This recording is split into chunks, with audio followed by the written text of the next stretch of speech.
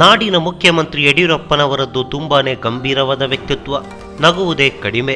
ಇನ್ನು ಸಿನಿಮಾ ಅಂದ್ರೆ ಯಡಿಯೂರಪ್ಪನವರಿಗೆ ಅಷ್ಟಕ್ಕಷ್ಟೇ. ಆದ್ರೆ ನಾಡಿನ ದೊರೆಗೆ ಇದೀಗ ಸಿನಿಮಾ ನೋಡುವ ಮನಸ್ಸಾಗಿದೆ. ನಾನು ರಾಬರ್ಟ್ಗಾಗಿ ಕಾಯ್ತಾ ಇದ್ದೀನಿ, ಆ ಸಿನಿಮಾವನ್ನು ಖಂಡಿತವಾಗಿ ವೀಕ್ಷಿಸ್ತೀನಿ ಎಂದು ಬಹಿರಂಗವಾಗಿ ಹೇಳಿಕೊಂಡಿದ್ದಾರೆ.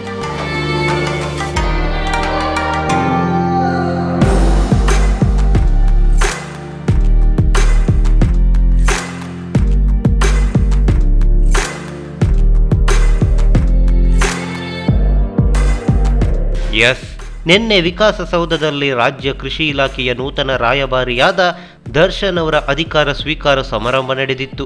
ಈ ಕಾರ್ಯಕ್ರಮದಲ್ಲಿ ದರ್ಶನ್ ಅವರನ್ನು ಮುಖ್ಯಮಂತ್ರಿಯವರು ಹೊಗಳಿ ಕೊಂಡಾಡಿದ್ರು. ದರ್ಶನ್ ಅವರು ಚಲನಚಿತ್ರ ಕ್ಷೇತ್ರದಲ್ಲಿ ಎತ್ತರಕ್ಕೆ ಬೆಳೆದ್ರು, ಕೃಷಿ ಕ್ಷೇತ್ರದಲ್ಲಿ ತಮ್ಮನ್ನು ತೊಡಗಿಸಿಕೊಂಡಿದ್ದಾರೆ. ಯಾವುದೇ ಸಂಭಾವನೆ ಇಲ್ಲದೆ ಕೃಷಿ ಇಲಾಖೆಯ ರಾಯಭಾರಿಯಾಗಿ ಒಪ್ಕೊಂಡಿರೋದು ಅತ್ಯಂತ ಸಂತಸದ ಸಂಗತಿ ಎಂದು ದರ್ಶನ್ ಅವರಿಗೆ ಅಭಿನಂದನೆ ಸಲ್ಲಿಸಿದ್ರು. ದರ್ಶನ್ ಅವರ ಜನಪ್ರಿಯತೆಗೆ ಇಲ್ಲಿ ಸೇರಿರುವ ಕಾರ್ಯಕರ್ತರೇ ಸಾಕ್ಷಿ. ಈ ಕಾರ್ಯಕ್ರಮ ವಿಧಾನಸೌಧದ ಮುಂಭಾಗ ಮಾಡ್ತಿದ್ರೆ 50,000ಕ್ಕೂ ಹೆಚ್ಚು ಜನ ಸೇರ್ತಿದ್ರು ಎಂದು ಡಿ ಬಾಸ್ ಬಗ್ಗೆ ಮುಖ್ಯಮಂತ್ರಿ ಯಡಿಯೂರಪ್ಪನವರು ಹೇಳಿದ್ರು.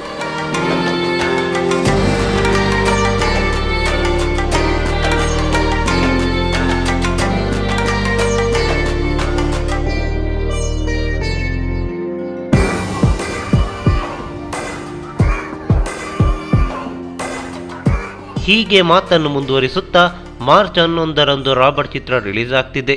ನೀವೆಲ್ಲರೂ ಆ ಚಿತ್ರಕ್ಕಾಗಿ ಕಾಯ್ತಿದ್ದೀರಾ.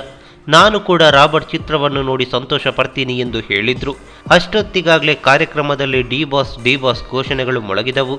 ರಾಜ್ಯದ ಮುಖ್ಯಮಂತ್ರಿಯೇ ನಾನು ರಾಬರ್ಟ್ಗಾಗಿ ಕಾಯ್ತಿದ್ದೀನಿ ಅಂತ ಹೇಳ್ತಾರೆ ಅಂದರೆ ರಾಬರ್ಟ್ಗೆ ಇನ್ನೊಂದು ಲೆವೆಲ್ ಸಿಕ್ಕಂತಾಯಿತು ಅಲ್ವೇ.